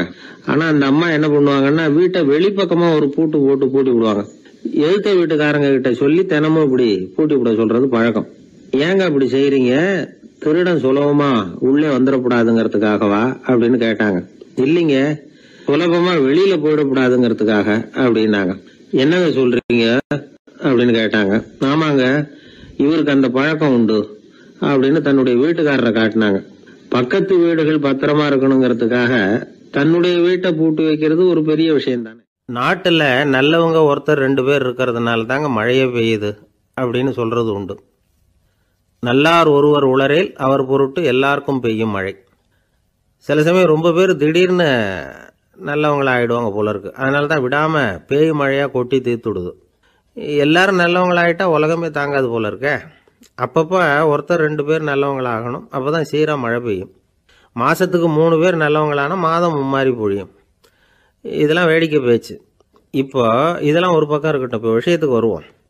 ஒரு கும்பலில் நல்லவன் யார் அப்படிங்கிறத எப்படி கண்டுபிடிக்கிறது? இதுக்கு ஒரு வேடிக்கை கதை உண்டு. என்னுடைய நண்பர் ஒருத்தருக்கு அவங்க பாட்டியம்மா சொன்ன கதையும் அது. அது என்ன கதைன்னா, ஒரு ஊரில் ஒரு சமயம் பலமான மழை பெய்ய ஆரம்பிச்சுட்டு தான். இடி மின்னல் ரொம்ப கடுமையாக இருந்திருக்குது. ஆரம்பித்த மழை வர வர கடுமையாகிட்டு இருக்குதே தவிர நிற்கிற பாடாக தெரியல. ஊர் ஜனங்கள்லாம் பார்த்தாங்க. இதுக்கு மேலேயும் வீட்டு உள்ள இருந்தால் ஆபத்துங்கிறத புரிஞ்சுக்கிட்டாங்க. ஏன்னா வீடெல்லாம் இடிஞ்சு விழுந்துருமோங்கிற பயம். உடனே எல்லாரும் புறப்பட்டு ஊருக்கு பொதுவாக இருந்த ஒரு மண்டபத்தில் போய் தங்கிக்கிட்டாங்க. மின்னல் கடுமையாக இருந்தது. இடி எந்த நேரத்துலையும் விழலாம்ங்கிற நிலைமை. எப்போ விழலாம்னு பார்த்துக்கிட்டு இருக்குது. அந்த மண்டபத்தில் இருந்த ஜனங்கள் மனசுக்குள்ள ஒரு பயம். நம்ம கூட்டத்தில் யாராவது ஒரு கெட்டவன் பாவம் பண்ணவன் இருந்தால் கூட இடி இந்த மண்டபத்தில் விழுந்துரும், அது எல்லாருக்கும் ஆபத்து அப்படின்னு நினச்சாங்க. சரி, இதுக்கு என்ன பண்ணலாம் அப்படின்னு யோசனை பண்ணாங்க. அந்த கூட்டத்தில் ஒரு பெரியவர் இருந்தார். அவர் ஒரு யோசனை சொன்னார். இதை பாருங்க, அதுக்கு ஒரு வழி இருக்குது. அதோ எதிர்த்தாப்புல கொஞ்சம் தூரத்தில் ஒரு உயரமாக மரம் ஒன்று இருக்குது பாருங்க. பொதுவாக இடி சுலபமாக விழறது அது மாதிரி உயரமான மரத்தில் தான். நம்ம கூட்டத்தில் இருக்கிறவங்க எல்லாரும் ஒவ்வொருத்தராக போய் அந்த மரத்தை தொட்டுவிட்டு திரும்பி வந்துடணும். நம்மள பாவம் பண்ணவன் யாரோ அவன் அந்த மரத்தை தொடுற சமயத்தில் இடி விழுந்துடும். அவன் மட்டும் போயிடுவான். மண்டபத்தில் இருக்கிற நாமெல்லாம் பொழைச்சிக்கலாம் அப்படின்னு ஐடியா கொடுத்தார் அந்த பெரியவர். இது நல்ல யோசனையாக பட்டது. எல்லாரும் ஒத்துக்கிட்டாங்க. ஒவ்வொருத்தராக போய் அந்த மரத்தை தொட்டுவிட்டு திரும்பி வந்தாங்க. இடி எதுவும் விழலை. இன்னமும் பாவம் பண்ண ஆசாமி அதை போய் தொடலை போல இருக்கு அப்படின்னு நினச்சிக்கிட்டாங்க. ஒவ்வொருத்தராக போகிறாங்க. எல்லாரும் போய் தொட்டுவிட்டு வந்தாச்சு. இன்னும் ஒரே ஒரு ஆசாமி தான் பாக்கி. கடைசியாக இருந்த அந்த ஆள் பயந்துட்டான். இது வரைக்கும் இடி விழலைன்னா இப்போ என்ன அர்த்தம்? இப்போ நாம தான் பாக்கி, நாம தான் தப்பு பண்ண ஆள் போல இருக்கு அப்படின்னு நினச்சிட்டான். அதனால் துணிச்சலாக போய் தொடுறதுக்கு பயந்தான். தயங்கிக்கிட்டே இருந்தான். இருந்தாலும் மற்றவங்கள்லாம் சும்மா இருப்பாங்களா? கட்டாயப்படுத்தி கழுத்தை பிடிச்சி தள்ளாத குறையா அவனை தள்ளி விட்டாங்க. போய் தொட்டுட்டு வாடான்னு. அவன் நடுங்கிட்டே போய் அந்த மரத்தை தொட்டான். அதே வினாடி ஒரு பயங்கரமான மின்னல் இடி விழுந்துட்டுது. எங்கே விழுந்தது தெரியுமா? அந்த ஆள் மேலே இல்லை, மண்டபத்தில் விழுந்தது. மண்டபத்தில் இருந்தவங்க பூரா காலி. அந்த ஒரு ஆள் மட்டும் பொழைச்சிக்கிட்டான். இந்த ஒரு ஆளை காப்பாற்றுறதுக்காக தான் இடி மண்டபத்தில் விழாமல் இருந்திருக்குது. இதுதான் கதை. அதனால் நல்லவங்க எப்படியும் தப்பிச்சுக்குவாங்க அப்படிங்கிறது ஒரு நீதி. ஒருத்தன் அப்படி தான் தெருவில் நடந்து போய்கிட்டு இருந்தான். ரொம்ப நல்லவன். எதிரில் ஒருத்தன் சைக்கிளில் வந்துக்கிட்டு இருந்தான். அதில் மோதி இவன் கீழே விழுந்துட்டான். சைக்கிள்காரன் உடனே இறங்கி இவனை தூக்கி விட்டான். இவன் எழுந்திரிச்சு அவனை முறைச்சி பார்த்தான். அப்படி பார்க்காதீங்க சார், நீங்கள் ரொம்ப புண்ணியம் பண்ணியிருக்கீங்க, அதுதான் இப்போ சைக்கிளில் மோதிக்கிட்டீங்க அப்படின்றான். என்ன அப்படி சொல்கிறேன் நான்? இவன் 10 நிமிஷத்துக்கு முன்னாடி நான் லாரி ஓட்டிகிட்டு வந்தேன், அப்போ நீங்கள் எதிரில் வந்திருந்தீங்கன்னா என்ன ஆயிருக்கும் அப்படின்னானா அவன். வாழ்க்கையில் சில சந்தர்ப்பங்களில் நாம் சில அவமானங்களை சந்திச்சே தீர வேண்டியிருக்கு. என்ன பண்ணுறது, காலம் அப்படி. அவமானப்படுறவங்க உடனே அடங்கி போய்டுறது தான் உலக வழக்கம். அவமானப்பட்டால் உடனே சீறி எழறவங்களும் உண்டு. ஆனால் அதையே ஒரு சவாலாக எடுத்துக்கிட்டு முன்னுக்கு வர்றவங்களும் சில பேர் இருக்கிறாங்க. அவங்க ரொம்ப அபூர்வம். இன்றைக்கி மனோதத்துவ நிபுணர்கள்லாம் என்ன சொல்கிறாங்க தெரியுமா? அவமானப்பட்டுட்டா உடனே அடங்கி போயிடக்கூடாதான். அதையே ஒரு சவாலாக எடுத்துக்கிட்டு மனசில் ஒரு வைராக்கியத்தோடு முயற்சி பண்ணினா வாழ்க்கையில் எல்லாரும் முன்னேறலாமா. அவமானங்கிறத நாம் வைராக்கியமாக மாற்றிக்கணும். அதுதான் வெற்றிக்கு வழி. ராமர் இந்த பூமியில் பிறந்ததே ஒரு வைராக்கியத்தினால தான் சார் அப்படின்னார் ஒருத்தர். எப்படிங்க அது அப்படின்னு கேட்டேன். அவர் சொன்னார், தசரதருக்கு ராமர் குழந்தையாக பிறக்கணும், அப்போ தான் இங்கே இருக்கிற கஷ்டங்கள்லாம் நீங்கும் அப்படின்னு சர்வ லோகமும் எதிர்பார்த்துக்கிட்டு இருக்குது. ஆனால் அவர் எப்போ பிறப்பார் அப்படின்னு யாருக்கும் தெரியல. அந்த காரியம் சீக்கிரம் நடக்கணுமே, அதுக்கு என்ன பண்ணுறது? நாரதர் வந்தார் ஒரு நாள் தசரதரை தேடி. தசரதா, உனக்கு ஒரு செய்தி தெரியுமான்னு ஆரம்பித்தார். அவர் எப்பவும் இப்படித்தானே ஆரம்பிக்கிறது வழக்கம். என்ன விஷயம்னு கேட்டார் தசரதர். தசரதா, நீ அடிக்கடி உன்னோட தேரில் ஏறிக்கிட்டு தேவலோகத்துக்கு போகிற, அங்கே போகிற வர்ற எல்லாம் பண்ணிகிட்ருக்க, எல்லாம் சரி. தேவலோகத்துலேயும் உன்னை நல்லபடியாக தான் வரவேற்கிறாங்க. தேவேந்திரன் உன்னை பிரியமாக அழைச்சிட்டு போய் தன்னுடைய அரியாசனத்திலேயே தனக்கு பக்கத்திலேயே உட்கார வைக்கிறான். நீயும் சந்தோஷமாக உட்காந்து பேசிவிட்டு வந்துடுற. ஆனால் நீ இங்கே வந்ததுக்கு அப்புறம் அங்கே என்ன நடக்குது தெரியுமா உனக்கு அப்படின்னாரான் நாரதர். என்ன நடக்குது எனக்கு ஒன்றும் தெரியலையே அப்படின்னாரான் தசரதர். நாரதர்கிட்ட கிட்டத்தில் கேட்டிருக்கார், கொஞ்சம் சொல்லுங்கள் என்னது அப்படின்னு. அவர் நெருங்கி வந்தாராம் நாரதரும். மெதுவாக அவர் காதோட காதாக சொன்னாராம். அதாவது நம்ம பாஷையில் சொல்லப்போனால் பற்ற வைக்கிறார். நீ அங்கே தேவேந்திரங்கிட்ட உட்காந்து பேசிவிட்டு வந்த பிறகு நீ அங்கே உட்காந்துருந்த அரியாசனத்தை தண்ணி ஊற்றி கழுவி சுத்தப்படுத்துகிறாங்க. நீ என்ன அந்த அளவுக்கு சுத்தம் இல்லாத ஆளா, தினம் குளிக்காமையாக இருக்கிற அப்படின்னாராம். தசரதருக்கு இது ரொம்ப அவமானமாக போயிட்டுது.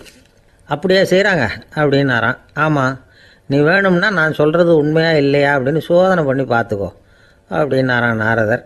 உடனே தசரதர் இதுக்காகவே புறப்பட்டு தேவலோகம் போனார். அங்கே வழக்கம் போலவே இவரை கூப்பிட்டு உட்கார வச்சு பேசிக்கிட்டு இருந்தான் தேவேந்திரன். கொஞ்ச நேரம் பேசிக்கிட்டு இருந்துட்டு சரி நான் கிளம்புறேன்னு புறப்பட்டார். சரி, அவனும் வாசல் வரைக்கும் வந்து வழி அனுப்பி வச்சுட்டு உள்ளே போயிட்டான். தசரதர் வெளியில் கொஞ்ச நேரம் மறைஞ்சி இருந்துட்டு மெதுவாக உள்ளே எட்டி பார்த்தார் என்ன நடக்குதுன்னு. நாரதர் சொன்னது உண்மைதான். தசரதர் உட்காந்துருந்த ஆசனத்தை அங்கே 2 தேவர்கள் கழுவி சுத்தப்படுத்திக்கிட்டு இருக்கிறாங்க. தசரதரால் இதை தாங்கிக்க முடியல. அவருக்கு ரொம்ப அவமானமாக போச்சு. நேராக கிடுகிடுன்னு தேவேந்திரங்கிட்டே போனார். நான் உட்காந்துருந்த இருக்கையே சுத்தம் பண்ணுறியே, நான் என்ன அந்த அளவுக்கு பாவியா அப்படின்னு கேட்டார். ரொம்ப கோபமாக கேட்டார். தசரதரே, மனுஷனுக்கு 3 கடன்கள் உண்டு. தேவ கடன், ரிஷி கடன், பித்ரு கடன். இதை தீர்க்காதவன் பாவியாகிறான். இதில் மகனை பெறுவதால் தான் பித்ரு கடன் தீரும். உனக்கு மகன் கிடையாது, அதனால் நீ பாவி ஆகிற. பாவி உட்காந்துருந்த இடம்ங்கிறதுனால அதை சுத்தம் செய்ய வேண்டியது எங்கள் கடமை அப்படின்னு நானாம் தேவேந்திரன். இந்த இடத்துல தசரதருக்கு ஏற்பட்ட அவமானம் ஒரு வைராக்கியமாக மாறிச்சு. தேவேந்திரனே கேட்டுக்கோ, ஒரு மகனை பெற்ற பிறகு தான் இந்த சபையில் மறுபடியும் அடி எடுத்து வைப்பேன் அப்படின்னு சொல்லிவிட்டு போயிட்டாராம். போய் புத்திர காமேஷ் யாகம் பண்ணார். புத்திரர்கள் பிறந்தார்கள். இந்த கதையில் உள்ள கருத்து என்னென்னா, தேவேந்திரன் தசரதரை அப்படி அவமானப்படுத்தலைன்னா அவருக்கு இப்படி ஒரு வைராக்கியம் பிறந்திருக்குமா யோசிச்சு பார்க்கணும். நமக்கு ஏற்படுகிற சில அவமானங்களையும் வைராக்கியமாக மாற்றிக்குவோம். அப்படி மாற்றிக்கிட்டோம்னா வாழ்க்கையில் வந்து முன்னேறலாம். நம்ம ஆளுங்க சில பேர் அவமானத்தை வந்து வைராக்கியமாக மாற்றிக்கிறது எப்படி தெரியுமா? நம்மக்கிட்ட ஒரு பையன் சொன்னான், எங்கள் அப்பா என்னை எல்லாருக்கும் முன்னாடி வச்சு திட்டிவிட்டார், பொறுப்பு இல்லாமல் ஊர் சுற்றுறேன்னு சொல்லி அவமானப்படுத்தி விட்டார். இனிமேல் நீ என் முகத்திலேயே முழிக்காதரா போடான்னு வேற சொல்லிவிட்டார். எனக்கு ரோஷம் வந்துட்டுது. அந்த அவமானத்தை வைராக்கியமாக மாற்றிக்கிட்டேன். அன்னையிலேருந்து அவர் முகத்திலேயே முழிக்கிறது இல்லை அப்படின்னா. அப்படியான்னு கேட்டோம். ஆமாங்க, அவர் வீட்டில் இல்லாத நேரமாக பார்த்து உள்ள சமையல் கட்டுக்கு போய் சாப்பிட்டுட்டு நைஸாக வெளியில் வந்துடுவேன் அப்படிங்கிறான் அவன். எனக்கு அதிர்ஷ்டமே இல்லை சார் அப்படின்னார் ஒருத்தர். ஏன் அப்படி சொல்கிறீங்கன்னு கேட்டோம். வியாபாரம் பண்ணலாம்னு ஒரு கடை வச்சேன். வேண்டிய போட்டவங்க கூட என் கடையில் வந்து எதுவும் வாங்க மாட்டேங்கிறான்.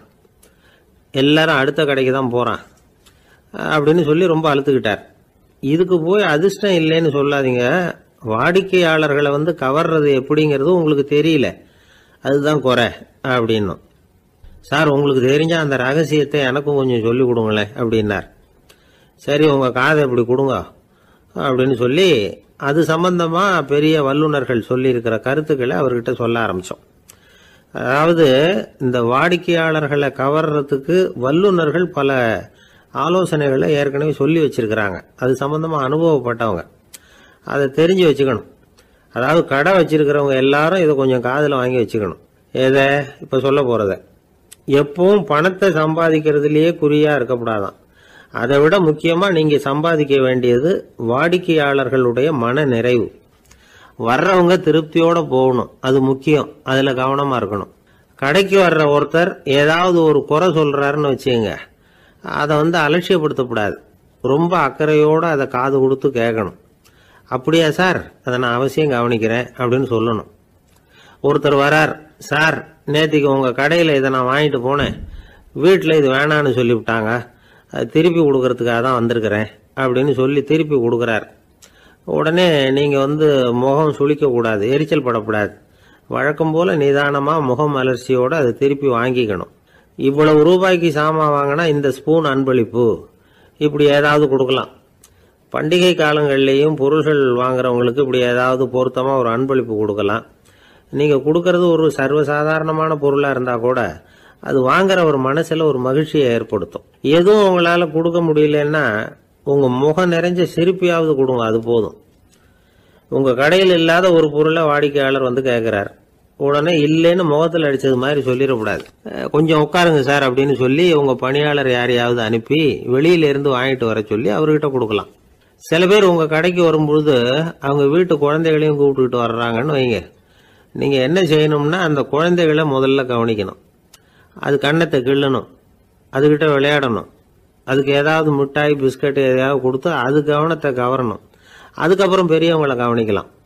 உங்க கடையில வேலை செய்யற பணியாளர்கள் சுத்தமா இருக்கணும். சிரிச்ச முகம், சுறுசுறுப்பு, இது ரெண்டும் அவங்களுக்கு தேவை. அழுது வடிஞ்சிக்கிட்டு இருக்கக்கூடாது.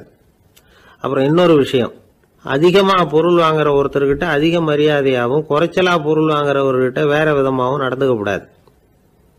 எல்லாருக்கிட்டையும் சமமா நடந்துக்கணும். 5 ரூபாய்க்கு வாங்கினாலும் சரி, 500 ரூபாய்க்கு வாங்கினாலும் சரி, அவங்க கிட்ட நீங்க காட்டுற மரியாதையில வித்தியாசம் இருக்கக்கூடாது. எல்லாத்துக்கும் மேல உங்க கடையில ஒரு பொருள் வாங்கினா அது உண்மையானதா இருக்கும், தரமுள்ளதா இருக்கும் அப்படிங்கிற நினைப்பு ஜனங்களுக்கு வரணும். அதனால தரமான பொருளையே நீங்க உங்க கடையில வச்சிருக்கணும். இது வரைக்கும் நான் சொன்னதையெல்லாம் கவனத்துல வச்சுக்கிட்டு நீங்க கடையை ஆரம்பிச்சீங்கன்னா வியாபாரம் பிச்சுக்கிட்டு போகும். அப்படி போகலன்னா அதுக்கப்புறம் கேளுங்க. ஏன்னா இந்த யோசனைகள்லாம் அனுபவப்பட்டவங்க சொல்லியிருக்கிற யோசனைகள். இந்த யோசனைகள்ல நீங்க எச்சரிக்கையா இருக்க வேண்டிய ஒரு விஷயம் உண்டு. அது என்னங்கிறதையும் தெரிஞ்சு வச்சுக்கிறது நல்லது. என்னுடைய நண்பர் ஒருத்தர் வந்தார். சார், உங்க யோசனையை கேட்டதுனால நான் ஒரு அறை வாங்கினது தான் மிச்சம்னார். என்ன ஆச்சுன்னு கேட்டேன். எங்க கடைக்கு ஒரு பெரிய அம்மா குழந்தைய தூக்கிட்டு வந்தாங்க சார். உங்க யோசனைப்படி அந்த குழந்தையோட கன்னத்தை கிள்ளணும்னு முயற்சி பண்ணினேன். திடீர்னு அந்த நேரம் பார்த்து அந்த குழந்தை தலையை குனிஞ்சுக்கிட்டுது. என் கை குழந்தையோட கன்னத்துக்கு பதிலா அதை தூக்கிட்டு வந்தவங்க கன்னத்தை கிள்ளிவிட்டுது. அதுதான் அப்படி ஆயிட்டுது அப்படின்னார் கன்னத்தை தடவிக்கிட்டே. ஒரு நாள் ஒரு நண்பரை சந்திச்சேன். உங்க வீடு எதுன்னு உங்களுக்கு தெரியுமா சார்ன்னு. அவர் என்ன ஒரு மாதிரியா பார்த்தார். அப்புறம் சொன்னார், தெரியும் அப்படின்னாரு. சரி, உங்க தொலைபேசி எண் உங்களுக்கு தெரியுமான்னு. அதுவும் தெரியும்னார். உங்க மனைவி மக்கள் யார் யாருன்னு உங்களுக்கு தெரியுமான்னு கேட்டேன். என்ன ஒரு மாதிரியா பார்த்தார். அப்புறம் சொன்னார், அதுவும் தெரியும் சார் அப்படின்னார். சரி, நீங்க யாருன்னு உங்களுக்கு தெரியுமான்னு கேட்டேன். இப்பதான் அவர் முழிக்க ஆரம்பிச்சார். அவர் மட்டும் அப்படி இல்லை, நாம எல்லாருமே அப்படிதான்.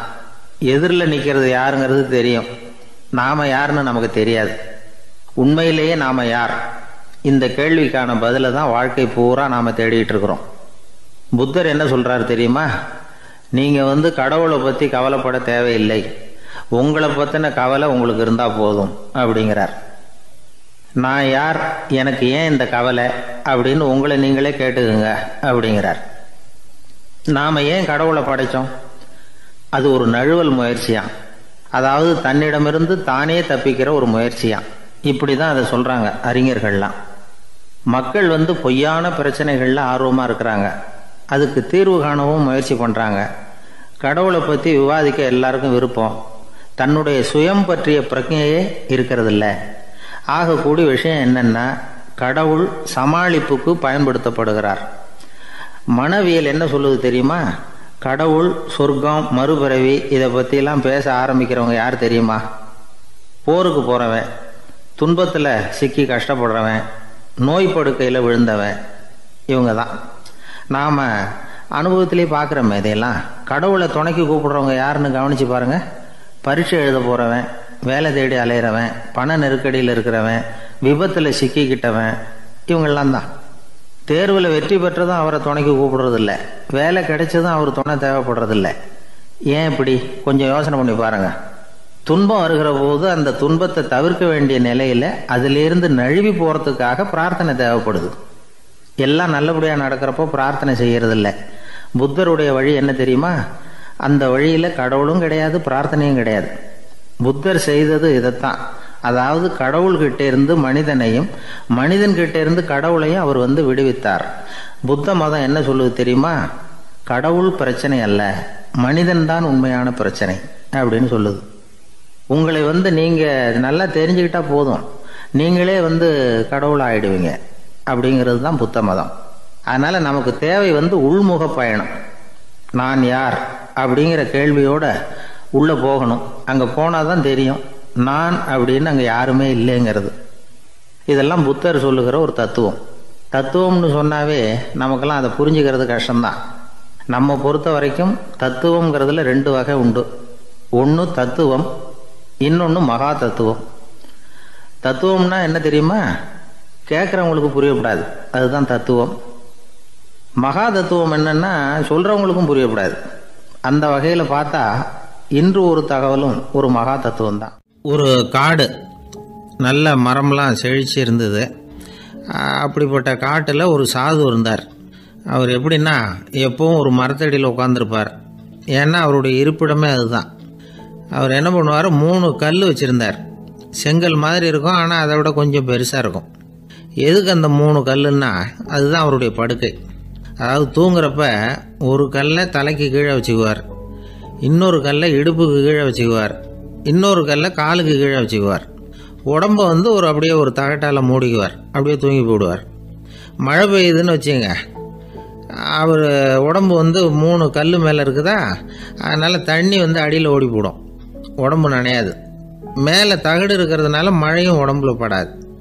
அவர் தூக்கமும் கிடாது, நிம்மதியாக தூங்குவார். பகலில் அந்த 3 கல்லையும் ஒரு சேர ஒரு அடுப்பு மாதிரி வச்சு அது மேலே உட்காந்துக்குவார். அதனால் பாம்பு பூச்சி எதுவும் அவரை தொந்தரவு பண்ணுறதில்ல, அது பாட்டுக்கு நடந்து போயிடும். அவர் பாட்டுக்கு நிம்மதியாக இருப்பார். யாராவது எதையாவது கொண்டுகிட்டு கொடுத்தா அதை வாங்கி சாப்பிடுவார், அவ்வளவுதான். ஒரு நாள் அந்த நாட்டு அரசன் காட்டுக்கு வேட்டையாட வந்தான். அந்த வழியாக வந்தப்போ இந்த சாது படுத்துருக்கிறத பார்த்தான், பரிதாபப்பட்டான். ஐயோ பாவம், இவர் இப்படி இந்த கல் மேலே உடம்ப வச்சுக்கிட்டு தூங்குறாரு, என்ன பாடுபடுவார், இவரை நாம் அரண்மனைக்கு அழைச்சிட்டு போய் சுகமாக நிம்மதியாக இருக்கிறதுக்கு வழி செஞ்சு கொடுப்போம், அது ரொம்ப நல்லாயிருக்கும் அப்படின்னு நினச்சான். அப்படி நினச்சிக்கிட்டே அரண்மனைக்கு வந்துட்டான். அதுக்கப்புறம் ஒரு பல்லக்கையும் 2 சேவகர்களையும் காட்டுக்கு அனுப்பி அந்த சாதுவை மெதுவாக இங்கே அழைச்சிட்டு வந்துடுங்க அப்படின்னு சொல்லி அனுப்பி வச்சான். இவங்க போய் அவர்கிட்ட விவரத்தை சொன்னாங்க. எனக்கு என்னத்துக்கு அரண்மனை வாசம் அப்படின்னார். இருந்தாலும் மன்னர் உத்தரவு, நீங்கள் அவசியம் வரணும் அப்படின்னாங்க இவங்க. சரின்னு சொல்லிவிட்டு வேறு வழி இல்லாமல் புறப்பட்டார். புறப்படும் பொழுது என்ன பண்ணாருன்னா, மறக்காமல் அந்த 3 கல் ஒரு தகடு அதையும் எடுத்து பல்லக்கில் வச்சுக்கிட்டார். என்னத்துக்கு இதையெல்லாம் எடுத்து வைக்கிறாரு அப்படின்னு சொல்லி அவங்க யோசனை பண்ணாங்க. இருந்தாலும் அதை பற்றி ஒன்றும் கேட்கல. பேசாமல் அவரை அழைச்சிட்டு போய் அரண்மனையில் விட்டுட்டாங்க. அரசன் ஓடி வந்தான், வரவேற்றான், அறுசுவை உணவு படைத்தான். அவர் படுக்கிறதுக்கு தங்க கட்டில், பட்டு மெத்தை, இப்படி எல்லாம் ஏற்பாடு பண்ணி வச்சான். இங்கே படுத்து ஓய்வு எடுத்துங்க அப்படின்னு சொல்லிவிட்டு அவன் பாட்டு போயிட்டான். மறுநாள் காலையில் பார்க்குறான், சாது படுத்துருக்கிறார். எப்படி தெரியுமா, அந்த பட்டு மெத்தை மேலே 3 கல்லையும் வச்சு வழக்கம் போலவே அது மேலே படுத்துருக்கிறார். அதுக்கு மேலே தகடு. அரசன் பார்த்துட்டு அதிர்ச்சி ஆயிட்டான். என்ன சுவாமி இப்படி அப்படின்னா, சாது சொன்னார், எனக்கு தேவையும் இல்லை குறையும் இல்லை, எல்லா இடத்துலையும் எனக்கு ஒரே மகிழ்ச்சி தான் அப்படின்னார். மகிழ்ச்சிங்கிறது தங்க கட்டிலேயோ பட்டு மெத்தையிலேயோ இல்லை, அது மனசில் இருக்கிற ஒரு விஷயம். உண்மையான மகிழ்ச்சிக்கு வழி மனப்பக்குவம் அப்படிங்கிறது அந்த அரசனுக்கு புரிஞ்சுதான். இந்த காலத்தில் ஒரு சாமியார், அவரை தேடி ஒரு சீடன் வந்தான். என்னாச்சு தெரியுமா, சுவாமி எனக்கு நிம்மதி வேணும், அதுக்கு என்ன வழின்னு கேட்டான். சாமியார் நிமிர்ந்து பார்த்தார். அப்புறம் சொன்னார், நீ ஏகப்பட்ட பேர்கிட்ட கடன் வாங்கியிருக்கிற, அதையெல்லாம் திருப்பி கொடுத்தாதான் உனக்கு நிம்மதி கிடைக்கும்னார். இவனுக்கு ஆச்சரியம். அது எப்படி சாமி அவ்வளவு கரெக்டாக நான் கடன் வாங்கினதை கண்டுபிடிச்சிங்க அப்படின்னா, உனக்கு கடன் கொடுத்து சாமியாராக போனதே நான் தான்ப்பா, அதனால தான் இந்த கதிக்கு வந்தேன். என்கிட்டயே நிம்மதிக்கு வழி கேட்குறியே, அதுதான்டா வேதனை அப்படின்னாராம் அவர். ஒரு பள்ளிக்கூடம், அதில் வசதியான வீட்டுக்குள்ள ஒருத்தன் படிச்சுக்கிட்டு இருந்தான். இன்னொரு ஏழை பையனும் அங்கே படிச்சுக்கிட்டு இருக்கிறான். இவங்க 2 பேரும் ஒரே தெருவில் தான் இருக்கிறாங்க. பணக்கார வீட்டு பையன் பங்களாவில் இருந்தான். அவனுக்கு வேலை செய்யறதுக்காக சில வேலையாட்கள் உண்டு. அதனால் அவன் நல்லா சாப்பிடுவான், தூங்குவான், ஏதோ வரணுமேங்கிறதுக்காக பள்ளிக்கூடத்துக்கு வருவான், போவான், அவ்வளவுதான். இந்த ஏழை பையன் இருக்கானே, அவன் அப்படி இல்லை. காலையில் எழுந்திருப்பான், உடற்பயிற்சி பண்ணுவான், அவங்க வீட்டில் கிடைக்கிற சாதாரண உணவு அதை அளவோடு சாப்பிடுவான், வீட்டில் உள்ள வேலைகளையும் செய்வான், பள்ளிக்கும் தவறாமல் வந்துடுவான். அவனுக்கு கூட பிறந்த சகோதர சகோதரிகள் 8 பேர். எல்லாரும் தன்னம்பிக்கையோடு அவங்க வேலையை செஞ்சுக்கிட்டு இருந்தாங்க. இந்த பையன் எப்பவும் உண்மையை தான் பேசுவான், கடமையை ஒழுங்காக செய்வான். ஆசிரியர்களுக்கு இவனை ரொம்ப பிடிக்கும். அதனால் இவனை அந்த பள்ளிக்கூடத்து மாணவர் தலைவனாக ஆக்கியிருந்தாங்க. இது அந்த பெரிய இடத்து பையனுக்கு பிடிக்கல. மாணவர் தலைவனுக்கு பணிஞ்சு போகிறதுக்கும் அவனுக்கு விருப்பம் இல்லை.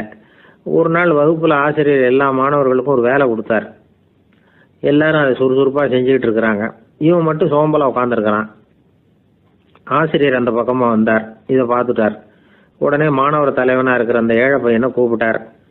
இந்த பாருப்பா, ஏன் அந்த பையன் இப்படி சும்மா உட்காந்துருக்கிறான், என்னன்னு விசாரிச்சு சொல்லு அப்படின்னு சொல்லிவிட்டு உள்ளே போயிட்டார். இவன் மெதுவாக போய் அவங்ககிட்ட விசாரிச்சான், ஏன் இப்படி சோர்ந்து போய் உட்காந்துருக்கிற அப்படின்னு. அவன் ரொம்ப அலட்சியமாக இவனை திரும்பி பார்க்குறான். என்னோட சிரமம் உனக்கு என்ன தெரியும், வீட்டில் என்னுடைய சௌகரியங்களை கவனிக்கிற வேலையாட்கள் 2 பேரும் இன்னைக்கு வேலைக்கு வரல, அதனால் என்னோட வேலையெல்லாம் நானே கவனிக்கிற மாதிரி ஆயிட்டுது, அதனால் சோர்ந்து போயிட்டேன் அப்படின்னு நான். அப்புறம் கேட்டிருக்கான், அது சரி உன்னுடைய வீட்டில் உன்னுடைய வேலைக்காரங்க வராத போது நீ எப்படி சமாளிக்கிற அப்படின்னு கிண்டலாக கேட்டிருக்கான்.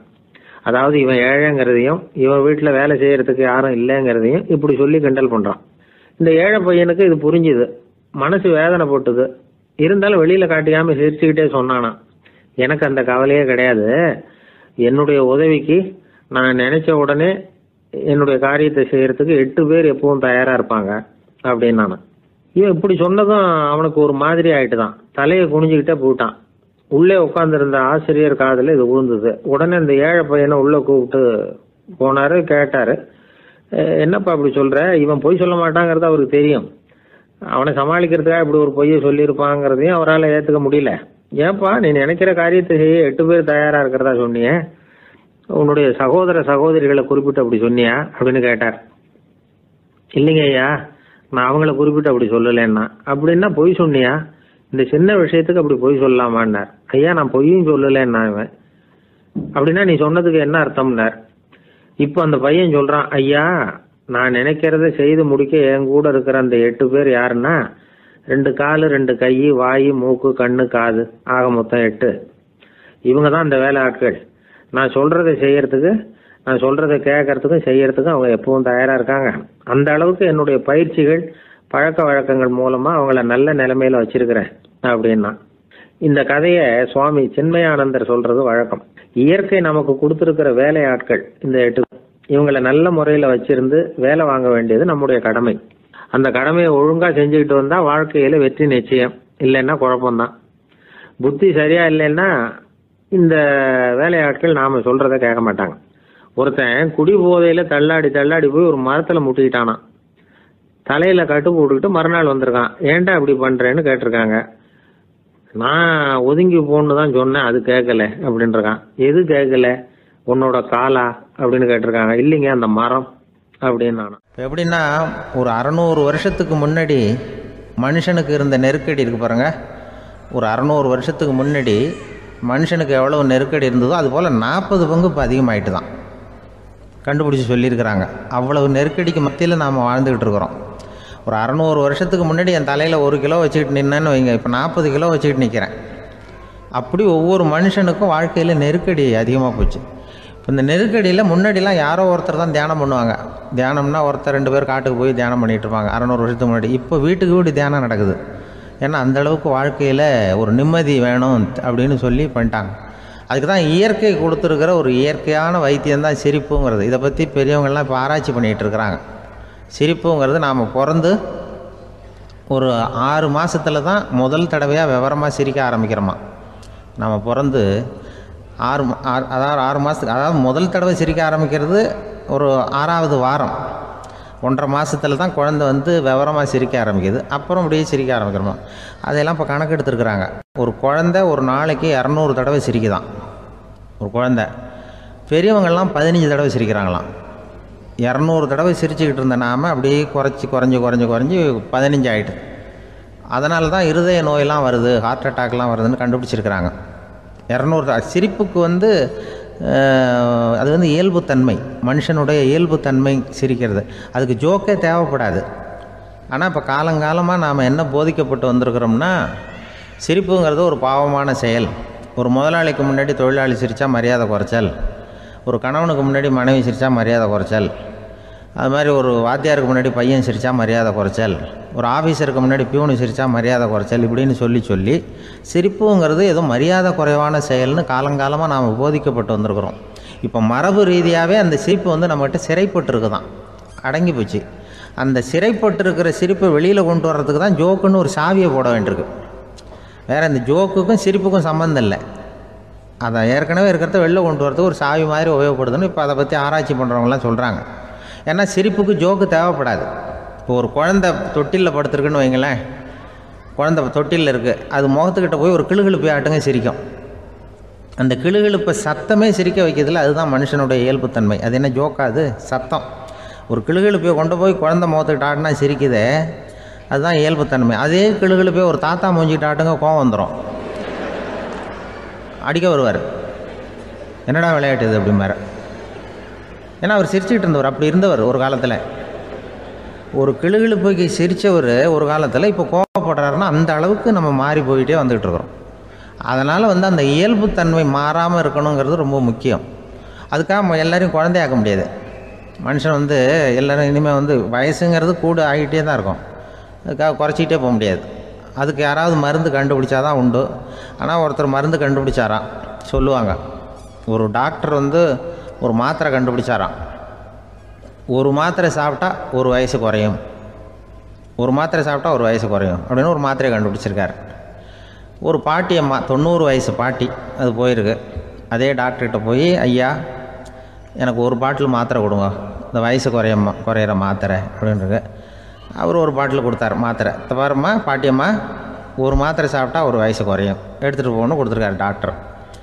இந்த 90 வயசு பாட்டி எடுத்துகிட்டு வீட்டுக்கு வந்துட்டு மறுநாள் அதே டாக்டர்கிட்ட போயிருக்கு. 30 வயசு பொண்ணாக போச்சான். 30 வயசு பொண்ணாக மாறி அதே டாக்டர்கிட்ட போயிருக்கு. இடுப்பில் ஒரு கை குழந்தை, அது சட்டை கிட்ட போடாமல் கட்டவரில் வாயில் வச்சுட்டு உட்காந்துருக்கு. நேராக டாக்டர்கிட்ட போய், டாக்டர் நேற்று வந்தேன், ஏதோ ஒரு மாத்திரை சாப்பிட்டா ஒரு வயசு குறையினீங்க, நான் ஏதோ ஒரு ஆர்வத்தில் ஒரு 30-40 மாத்திரை சாப்பிட்டேன், இப்படி ஆகிட்டேன் அப்படின்னு. இப்போ டாக்டர் சொல்லியிருக்காரு, இதுக்கு ஏமா வருத்தப்படுற, எல்லோரும் வயசு குறையணும்னு தான் நினைக்கிறாங்க, உனக்கு வயசு குறைஞ்சிட்டுது, நீ சந்தோஷப்படு, இதுக்கே மறுபடியும் என்னட்ட வந்திருக்கிற அப்படின்னாரான் டாக்டர். அப்போ அந்த அம்மா சொல்லித்தேன், அதை என்னை பற்றி பரவாயில்ல டாக்டர், என் இடுப்பில் பாருங்கள் கை குழந்தை, இது சட்டை கிட்ட போடாமல் உட்காந்துருக்கு, கட்டவரில் வாயில் வச்சுட்டு உட்காந்துருக்கு, இது ரொம்ப ஆர்வத்தில் ஒரு 70 மாத்திரையை சாப்பிட்டு விட்டுது, இது என் வீட்டுக்காரரு. இவர் இடுப்பை விட்டு கீழே இறங்க மாட்டேங்கிறாரு. நான் எதையாவது கொடுத்து இனிமேதான் வயசை கூட்டி இறக்கி விடுவேன் டாக்டர் அப்படின்னு தான். அவர் ஏதோ நமக்கு இதுக்கும் சம்மந்தம் இல்லைங்கிறது மாதிரி கட்டாரில் வச்சுட்டு அவர் பாட்டு உட்காந்துருக்கார். ஏதோ நமக்கு இந்த உலகமே இல்லை, நமக்கு சம்மந்தம் இல்லைங்கிற மாதிரி உட்காந்துருக்கார். இப்படியே நான் தூக்கிட்டு எங்கே அலையிறது அப்படின்னு தான். அதனால் வயசை குறைக்கிறது இயற்கைக்கு விரோதமாக நாம் பண்ண முடியாது. ஆனால் இந்த இயல்புத்தன்மை மாறாமல் வச்சுக்கலாம். குழந்தை மாதிரி மாற முடியாதே தவிர அந்த குழந்தை தன்மையோடு வாழறதுக்கு கற்றுக்கணும். அதுதான் வாழ்க்கையில் இன்பமாக வாழறதுக்கு வழி. குழந்தைத்தனமாக இருக்கக்கூடாது, குழந்தை தன்மையோடு இருக்கணும்னு சொல்லுவாங்க. குழந்தை தன்மைங்கிறது வேறு, குழந்தைத்தனம்ங்கிறது வேறு. அப்படி ஒரு மாத்திரை கண்டுபிடிச்சிட்டா இப்போ யாராவது ஒருத்தவங்க இடுப்பில் குழந்தைய தூக்கிட்டு போனால் போய் கேட்கணும், ஏம்மா இது ஏன் வீட்டுக்காரரா உன் குழந்தையா அப்படின்னு கேட்டு அதுக்கப்புறம் அவருக்கு வணக்கம் சொல்லணும். இப்படிலாம் ஆகிடும் நிலைமை. இயற்கையை நம்ம மாற்ற முடியாது, அதுக்கு தகுந்தாப்புல தான் நாம் பண்ணணும். குழந்தை தன்மையோடு வாழறதுக்கு குடும்பத்தில் குழந்தை தன்மைங்கிறது எப்படின்னா, இப்போ ஒரு சில பேருக்கு அந்த குழந்தைத்தன்மை உண்டு.